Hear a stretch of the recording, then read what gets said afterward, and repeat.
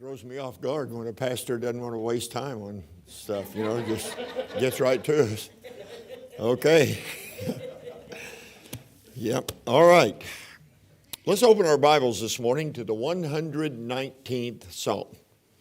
The 119th Psalm. I've been going through a little routine in my own devotion time, prayer life, and so forth that I before I go to prayer, I read one of the stanzas here of the 119th Psalm. And I was been through it a couple of times here just lately. And, I was mad at myself, Pastor, that after all these years, as a pastor, I never preached through the 119th Psalm. And I wish, like everything, I would have. And now I'm not in a meeting long enough to be able to go through the entirety of it. But my. Absolutely wonderful. And we're going to consider the 119th Psalm. So let's read it, follow along as I read just these 8 verses. Princes have persecuted me without a cause, but my heart standeth in awe of thy word. I rejoice at thy word as one that findeth great spoil. I hate and abhor lying, but thy law do I love. 7 times a day do I praise thee because of thy righteous judgments. Great peace have they which love thy law, and nothing shall offend them. Lord, I have hoped for thy salvation and done thy commandments. My soul hath kept thy testimonies, and I love them exceedingly. I have kept thy precepts and thy testimonies, for all my ways are before thee. Now, probably the most recognizable verse is the 165th verse of this particular stanza, where he said, Great peace have they which love thy law, and nothing shall offend them. It was back quite a number of years ago, I don't know, probably 45, 50, maybe even more.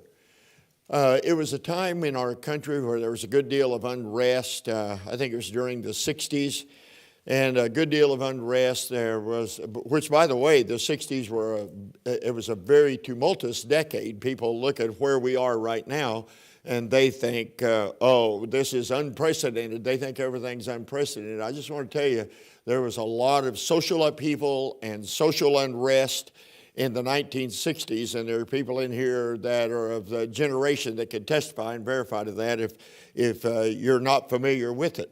And there were campus riots, and I remember at Kent State University, where's Kent State, in Ohio, I believe it was, there were college students that were shot down by the National Guard in a demonstration and killed right there on the campus. There were race riots, there was destruction and mass destruction, protests against the Vietnam War. It was a time of a sexual revolution, the rock and roll revolution, and certainly turned our nation upside down in terms of moral judgment, understanding. It was a time when the abortion, which the Supreme Court didn't approve or pass abortion till, 1973, but it was during that time, it was just a time of social upheaval. There were strikes going on everywhere.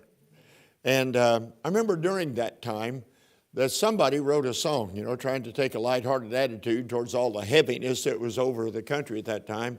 And this guy in country music, I suppose, he wrote a song, accompanied himself on the guitar, and said, everybody ought to have a song. Sing a little song about something that's gone wrong. Go on strike about something that you don't like. Everybody ought to have a song. And there's a jingle to it, but if I sing that for you now, you want me to sing in every service, so I'm not going to do that.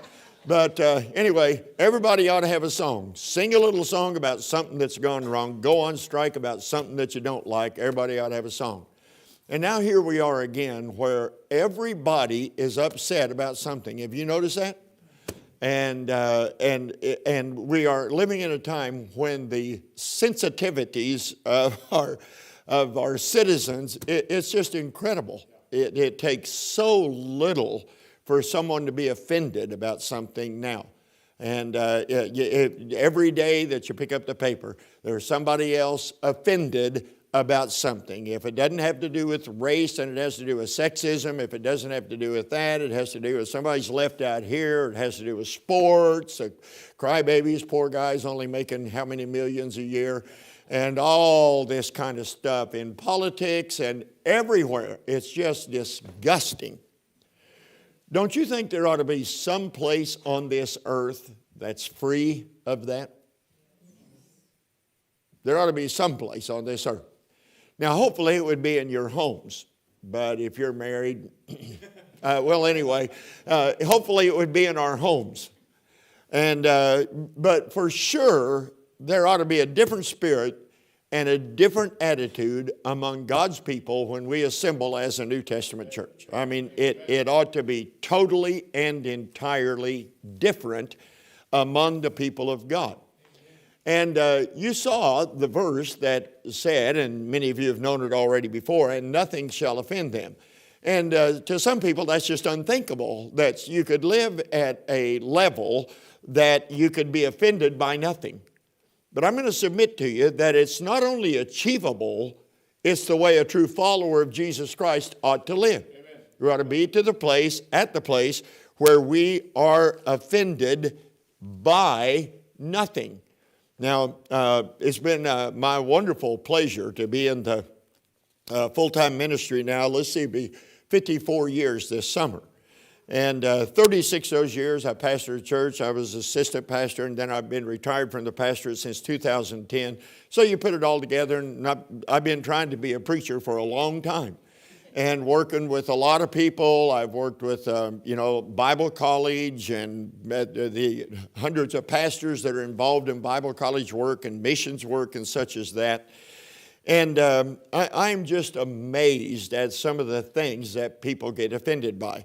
If you do any door knocking, you're going to find people in Marshall, Missouri, or Oklahoma City, or Timbuktu, Tucumcari, New Mexico. It doesn't matter where you go. You're going to find people as you knock doors that said, no. I used to go to church. And if they'll open up and talk to you, usually you can find that they were offended by something that measures just about like that. Some little insignificant petty.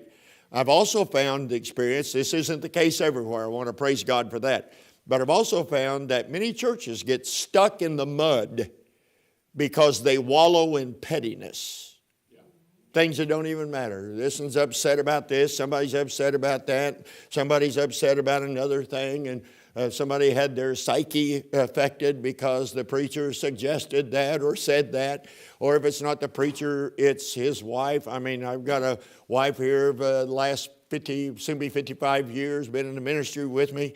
And I was trying to think this morning as I was going over this. I can't remember if anybody's ever been offended because of her, except she was married to me or something like that.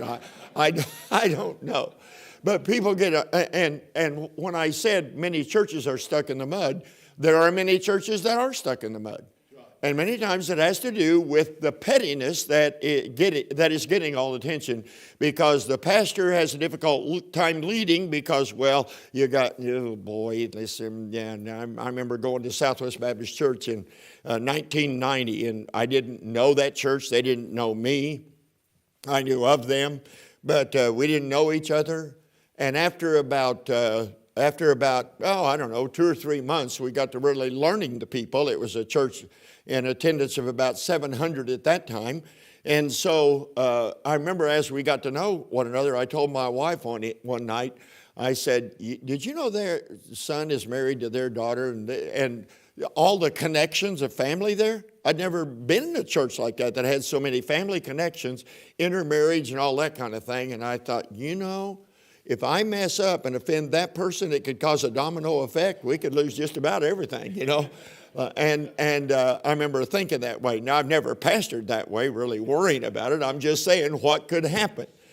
And so, pastors are handcuffed all over the place because people are so offendable.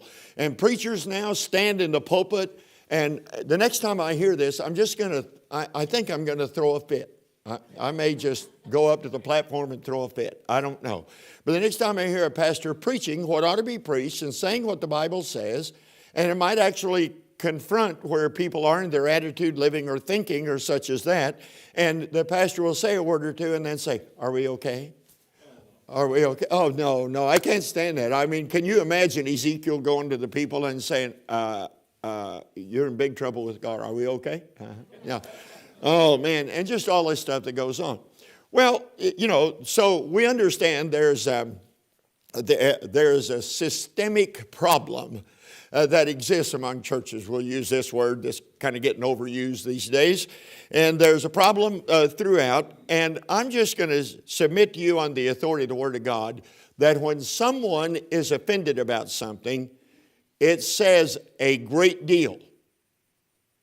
Hardly anything about the offense or the nature of it, but a great deal about the person that is offended. Not the offender, but the offended says a great deal about him. Now, let's talk about this for just a little bit and try to make sure that we get to understand verse number 165. In fact, let's read that verse out loud. I mean, let's just read it together, everybody in unison, shall we? And read it carefully, slowly, thoughtfully, and read it out loud. Ready? Great peace have they which love thy law, and nothing shall offend them. Now, I can only speak for me. I want to live like that. I want to live like that. I do not want to live my life always trying to get over something. There are people like that. And then there are other people that never try to get over it.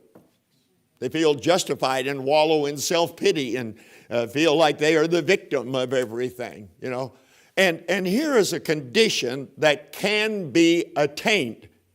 And I'm just saying, for my part, and I would think any serious Christian, I'm talking about if you're serious, I'm not talking about a person who just goes to church because they go to church. I always feel better about myself and my week goes better if I go to church. Now, that is not a serious Christian. There are people that think that way. Yeah, I need to get back in church. I'll tell you, when I do go, it just seems like my week goes better. So I'm going to use it to make my week go better. But if we're a serious Christian, we ought to look at this and say, number one, this great peace sounds very appealing. Well, don't jump up and shout or anybody say amen. I just said great peace sounds very appealing. You can have great peace. Yeah, but there's a lot going on. Well, there hasn't been a time since the fall that there hasn't been a lot going on. But it is possible to have a life that is characterized by great peace. It doesn't mean that there is no turmoil here and no turmoil there, no turmoil behind you and before you. It doesn't mean there's no confusion, no turmoil in the world. But have you read the Gospels lately? That Jesus knew how to give peace in the midst of the most incredible circumstances? And that's what he is talking about. And number one, that is very appealing. Great peace. And then he tells us how to attain it. We're going to talk about that. And nothing shall offend them. Brother Sam, I feel like I offended you. Now, usually if people come to me that way, I just let them talk. But I want to stop right there and say, actually, no. Now, I want to be honest about it. When I'm living this, when it's a reality in my own life, and they say, I don't want to offend you, but, well, let me call time out here and just tell you, you can't offend me. And you don't want to do that if you don't mean it, if you're not there. But you can be there. I'm not saying you're not. But if you're not, you can be there. There's no reason to live this life with the confusion and the turmoil that comes by hypersensitive feelings and always getting upset and concerned over things that basically don't even matter. Don't even matter. All right, so let's look at the definition of offend. Now, I use this text back at Heartland a number of, 2 or 3 or 5 years ago, maybe 9, I don't know. I'm kind of getting lost on all this, but nonetheless, I use it. And so here's how I demonstrated. I had a guy behind the little choir thing here. Now, you couldn't do it here, but I don't know if it's cloth or what it is there, but it enabled him to get behind there, and the other students didn't know he's there. I had him planted there from before the service ever started. And so I just kind of demonstrated, and I said, now we're defining what offense means.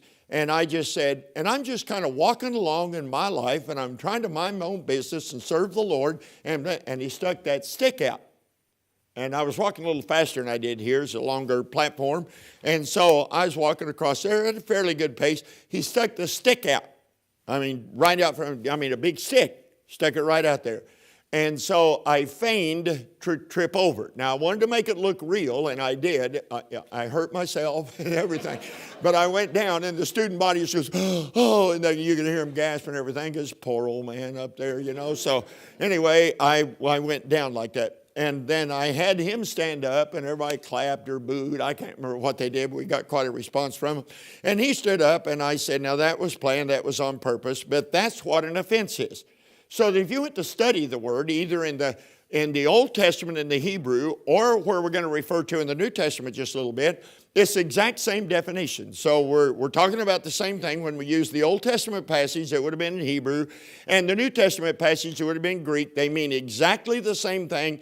How Solomon used it here, if Solomon is the writer, David he's the writer, and how Jesus used it in the Gospels. Means the same thing. A trip stick or a trap stick. Trip or trap, either one you want. That's what an offense is. Or it can be not a physical stick. It can be something that is an obstacle. Something that stops you or has potential to stop you and take you down. So that you're going along, and it doesn't have to be something physical. It can be some news that you got. It can be, oh boy, I don't know if I should get into this or not. You might have seen something on Facebook. There's a good reason not to have Facebook right there. You saw something on Twitter, or you saw something on some of the social media. Boy, that always goes over good in churches. But anyway, you saw something on social media, and you saw it had to do with a friend of yours, or it had to do with you or some family member, and they said this. How could they say it? Who was it that said it? Well, I don't know who they are, but are you serious? And so something comes along, and it causes you to stop, and it just kind of takes you away, distracts you. And some people even get way, way down and have to have medication and all kinds of stuff because something has offended them. And so that's what offense means. Something has caused them to stumble. Something is an obstacle in their way, or something that may cause them to stop or to fall, to go down. Now listen to what Jesus said to his disciples. And generally, we'd like to consider the context and everything, but this is not jerking it out of context. You can go read it yourself. It's Matthew 18 and Luke 17. Now, we're not going to turn there. Let me just give it to you so we can get to going. And in either one of these, Matthew 18:7 or Luke 17:1, here's what Jesus said in Matthew 18:7. For it must needs be that offenses come. Now, Jesus is teaching his disciples, and he said, offenses are going to come. Contrary to the prosperity gospel that is preached today, if you follow Jesus, it's smooth sailing. You'll be driving a BMW or two and live in a gated community with a big fancy house, and you'll wear the highest quality of clothes. You'll have success, and you'll be as happy as Jesse Duplantis. If you've ever seen him, which I hope you haven't, but he's got more teeth than Jimmy Carter. And he smiles and smiles, and he goes on like, everything's just always happy and always upbeat. And he doesn't even preach out of the Old Testament because there ain't no grace in the Old Testament. That's what he said actually one time. Oh, boy. I can get offended right there and want to get hung up and not finish this lesson. But I'm just saying, and so, no, Jesus said to his disciples, no, life isn't going to be that way. You're going to follow me. Watch what happens to the master. And whatever happens to the master is probably going to be experienced at least to some degree or another by those who are serious about following him. And he said, it must needs be that offenses come. And then it's worded this way in Luke 17:1. Listen to this. It is impossible, but that offenses will come. Yeah, but I've been trying to do right and follow the Lord and be a Christian, and then this happened to me. Okay, now Jesus gave us some warning here. He said, it must needs be that offenses come. You don't really prosper in your life on a smooth sailing situation where you never have an issue, never have a problem. And Jesus said, it's impossible. Well, why did he say it's impossible that offenses come? Because most people are not for Jesus and the gospel. Why would offenses come? I'll run that by again. Most people are not for Jesus and the gospel. The nature of the gospel, my wife and I were in a place yesterday and I was witnessing to an individual that is from another country. He's a Hindu. And I got to talking to him and he said that he is taught to have respect for all religions. And, he started going down. He was an enjoyable man to talk to. My wife and I enjoy talking. I like him. And so he's talking and he said, we have respect for all religions. So therefore, he said, my grandfather, for some reason, had a big picture of Jesus in his room. And he held his hands up like this. A big picture in his room. Because he had such respect for Jesus Christ. And he was still trying to figure that out. Now, whether his grandpa ever got saved, I don't know. But he just said, my grandpa. But that's what our religion teaches us, have respect to all religions. So that's the way he perceived that Christianity ought to be. But if you read the Word, as you know the gospel and you read the Word of God, you can understand that the very nature of the gospel is exclusive and divisive, isn't it? Why? And I mentioned this to the man, talked to him about it a few minutes. Because he called Jesus a good man. I said, well, he is that all right. He went about doing good. He was a good man. But would he be a good man if he wasn't who he said he was? Would he be a good man if, in fact, he was other than what he claimed to be? Because, and I wanted to preach out of this morning, but I'm not going to. It's John 14, where in that text he says, I am the way, the truth, and the life. And no man comes to the Father but by me. Now let's announce that to the English-speaking culture of our society and say, you will go to hell, every one of you, without salvation through Jesus Christ. What do you think they're going to do? Yay! Yes. No, a handful of believers, and we're not glad that anybody goes to hell. In fact, we're supposed to be busy to make sure they have an opportunity to go to heaven. The very nature of the gospel is offensive. Why? Because if you believe this and the gospel says this, then you're wrong. Oh, no, that's my truth, my truth. That's the thing that's gone on in our culture and society. Is that what you believe, Davison? Yes, that's what I believe. Well, my truth is this. That's your truth. No, this isn't my truth. It's the truth. I didn't originate this. I didn't sit around and think this stuff up. No, that's not how it came about. We embrace the truth that is given to us in this word. So, well, anyway, back to it. What did Jesus say? It is impossible but that offenses come. There are going to be offenses in the process of following Jesus. Now, let me encourage you to do this. Read the New Testament church letters and the pastoral letters. Read those. And read it with this in mind. Do all offenses to the work of the gospel come from without? Do all offenses to your Christian life come from without? What do you mean without?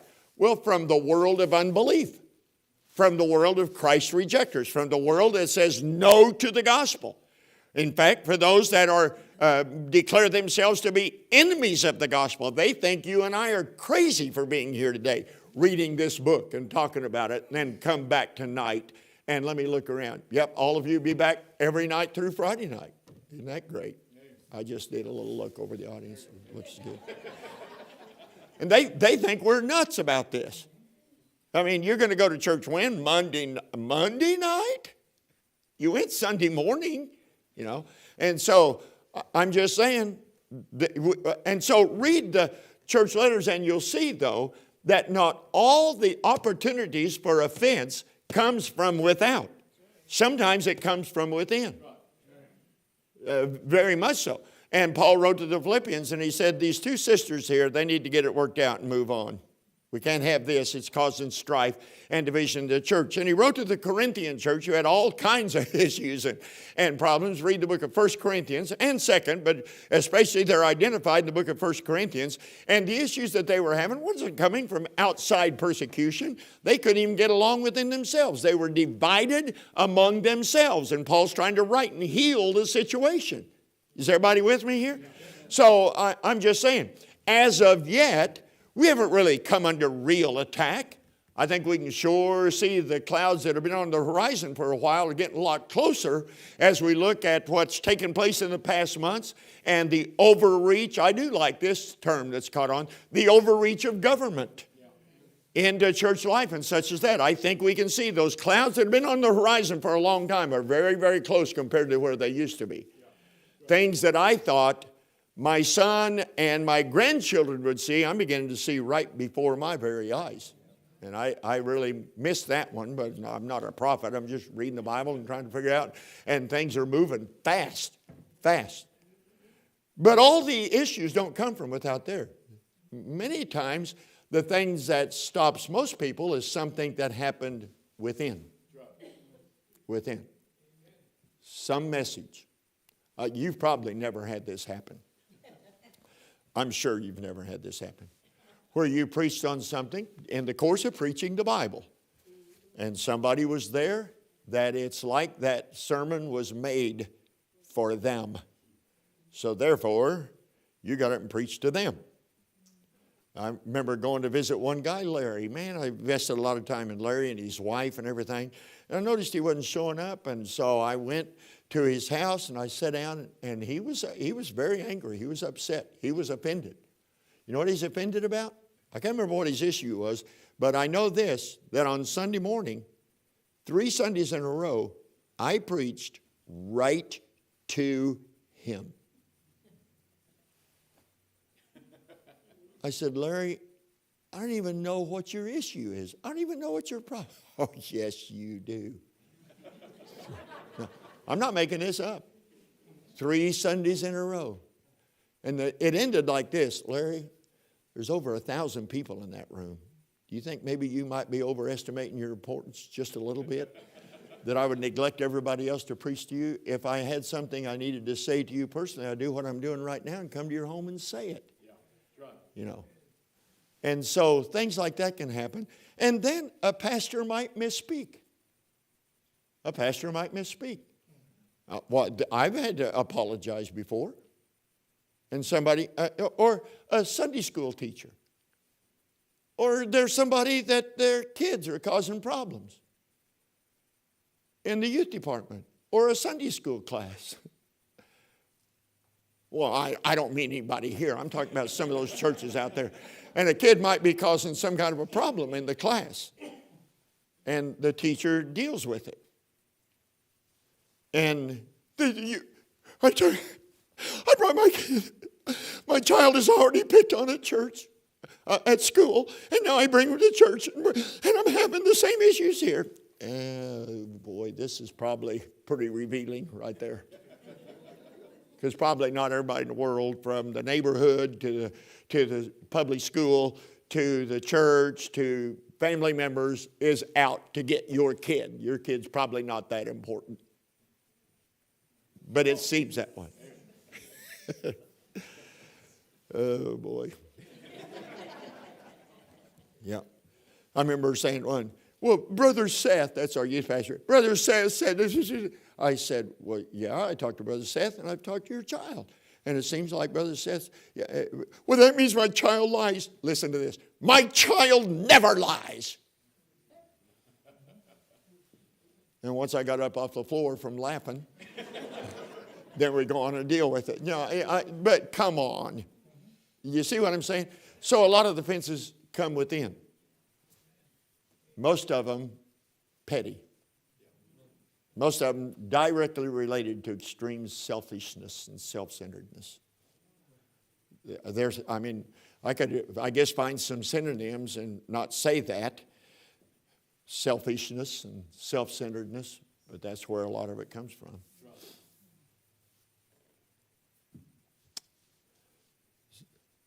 Well, if you knew my parents were this way. Oh, boy. You know, once you get past about 40, maybe sooner, we should be able as Christians to rise above some of the things that we saw that weren't right before us. Yeah, that's right. Come on. I mean, no, if we're a Christian, we're trying to follow the Bible. Shouldn't the Bible, yeah, it should, it does. Shouldn't it lift us above the fray down there of pettiness and offenses and stuff that goes on that causes people to stumble? Next thing you know, they're sitting at your home from church with their arms folded. You're going to watch the live stream since the pandemic? No. And they're not going to do it because they're still offended. Shouldn't followers of Jesus find a way to live above that? Wallowing. Did you ever see a pig wallow? I don't have time to get off on this stuff, but wallowing, it just means stuck down there. Wallowing in pettiness. Well, yes, but that's just my personality.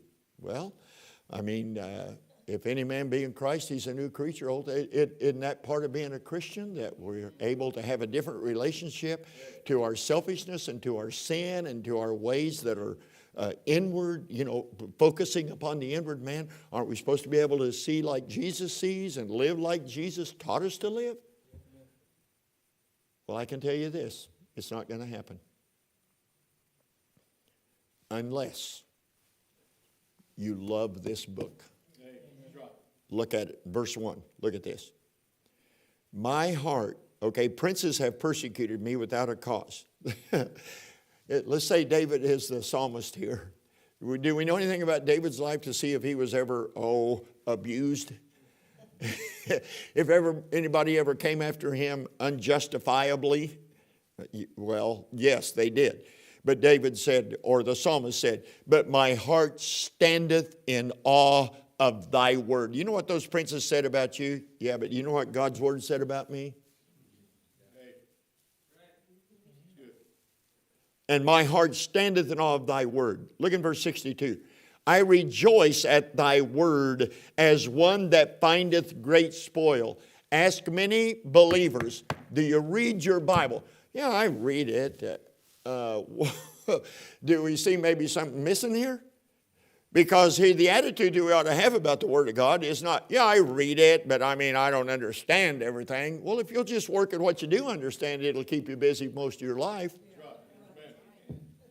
Amen. Like the Sermon on the Mount. But anyway, look in verse 162. I rejoice at thy word as one that findeth great spoil. What does that mean? Well, great treasure. And some unexpected blessing. Aren't those nice when they come along? And you find yourself being on the receiving end of some kind of blessing that you had no idea to expect. And he said, I rejoice at thy word. How excited is the psalmist about God's word and God's law and God's judgments and God's precepts. He is so excited. He said, I'm as excited about this as one that finds great spoil. An unexpected abundance of something, maybe material, maybe money, whatever the case might be. I rejoice at thy word as one that findeth great spoil. I just said, it's not going to happen to live above a fence without loving the word of God. Look in verse number 163. I hate and abhor lying. Boy, do we live in a culture of liars. Don't we? We don't even expect to hear the truth. You expect to turn on the news and hear the truth? Do you expect to see an advertisement and be told the truth? Do you expect even your elected officials to tell you the truth? It's sad. It's like it was in the days of Isaiah. Here's how God inspired Isaiah to say it about their day. Truth has fallen in the streets. You don't even expect to hear it. Yeah. You know, the sad thing about that, I talked to our church about this more than once, is that when we're dealing with some issue, like we had some church discipline issues or major decisions to make in the life of the church while I was pastoring, I said, you know what some of you are going to do if you're not careful? You're going to treat your pastor like you treat the news people, the politicians, the marketers, and you're going to say, I heard what he said, but I wonder what he really meant. And I just told him, you're not watching television right now. And what I'm telling you is how it is. And if it's not how it is, I'll tell you how it is. You know, because it's just the mentality out here. Everybody's so conditioned to hear somebody talk. A coach says this about his team when really inside there's all kinds of turmoil. And those two guys that got in each other's face hate each other's gizzard. It's not like, oh, they're brothers, they're good guys, they're good boys, they're good boys. They hate each other. But the coach has got to say what's acceptable. Come on. Don't leave me up here alone. This is going on in our culture and our society all the time at almost every level. And God's people ought to hate lying. That's what the book says. I hate and abhor lying, but thy law do I love. Contrast, see the contrast? Well, why? Well, when you pick up this book, you're going to hear truth. When you read what God said, you're going to hear the truth. I mean, God even tells the truth about some of his choice servants. What'd you see in David's life that God covered up? You see what I'm saying? You're going to read the truth here. Yeah. Anyway, I rejoice that thy word is one that findeth great spoil. I hate and abhor lying. Look in verse 164. 7 times a day do I praise thee because of thy righteous judgments. I know the word of God is righteous. I know it is true. I know it is right. 7 times a day do I praise thee because of thy righteousness. Somebody said, do you count 7 times a day? I think if you really get serious about the Bible, you can forget counting. You're going to at least read 7. Somewhere in the course of a normal day when you're thanking the Lord about this or praising the Lord about that, and it's directly related to his teachings and his promises and his word. Oh yeah, this isn't hyperbole. This is the way we're supposed to live. And verse 166, Lord, I have hope for thy salvation and done thy commandments. I know what the Bible says. Well, the next question would be, are we doing what it says? Because all this peace and joy and happiness and fulfilling and everything doesn't happen to those who just stuff it in their brain because they like to know stuff, but those that act upon it. I mean, you got the Sermon on the Mount where Jesus comes right down at the end of that incredible passage in Matthew's account, Matthew 5, 6, and 7, come down to the end, and he said, now, a man that hears my words and does not do them is building his life on the sand, and the storm's going to take it away. But those that hear my words and what? Do them. Do them. His life, his house will be built upon a rock, and the storms will come, and she'll stand solid. See, well, that's the thing. Well, I've read the Bible, and I don't necessarily agree with all of that. Well, okay, you read the Bible, and you put some stuff in your brain, but are you doing what it says? And look in verse 167. He's not on a boasting spree here. He said, my soul hath kept thy testimonies, and I love them exceedingly. These words are inspired by God. This is the inspired writer. This was so in his life, or God would have inspired somebody that it was so in his life. And he said, my soul hath kept thy testimonies. I love them exceedingly. When we do what God says. Can I just share something with you here? I guess I can. He told me to come on up here. But you know, one of the things that I count as one of the greatest victories of my life as a Christian happened probably during the time that I was in my late 40s, early 50s, and right through in there. And I'll tell you what it was. It's when God, by the power of his word, this could be a long story. I don't have time for that. But by the power of his word, helped me to love people that I know don't love me. Can I share something with you? That was so much fun.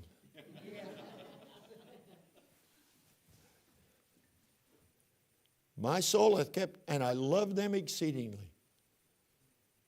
And I've had an antagonist or two along the way, sometimes preachers doing Bible college work or missionary work, sometimes church members, sometimes officers of the church that have been like an antagonist.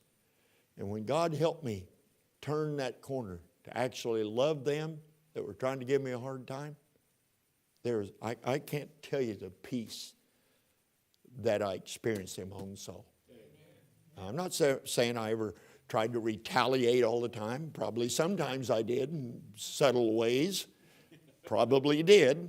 Okay, I did. But when you get over that and you can actually care for them and love them like we're supposed to love the brethren, that was one of the great victories in my life as a Christian right there. And it brings joy. It doesn't hurt. It doesn't hurt to obey the Word of God. My soul hath kept thy testimonies. I love them exceedingly. I have kept thy precepts and thy testimonies, for all my ways are before thee. God, well, look at the psalmist. He said, I know you know, you know. So there's no need in playing games about this. Now let's go back to 165 and we're done. 165. Great peace have they which love thy law, and nothing shall offend them. Now, you're not going to say it to everybody that gives you the opportunity. But wouldn't it be great to say, the next time somebody says, I don't mean to offend you, but, well, just say what you need to say because you can't offend me. And the next time something doesn't go your way, church life, family life, whatever the case, live this and enjoy the peace. Great peace. He didn't say peace. He said great peace. Yes. Now, I've checked out that word great. If peace is this big, great peace is this big. Truly, what it means. And nothing shall offend them. I suggest, according to the teachings of Jesus, that's where you and I are supposed to live. And it will not happen unless we love this book right here. Yeah. And the God of this book. Pastor?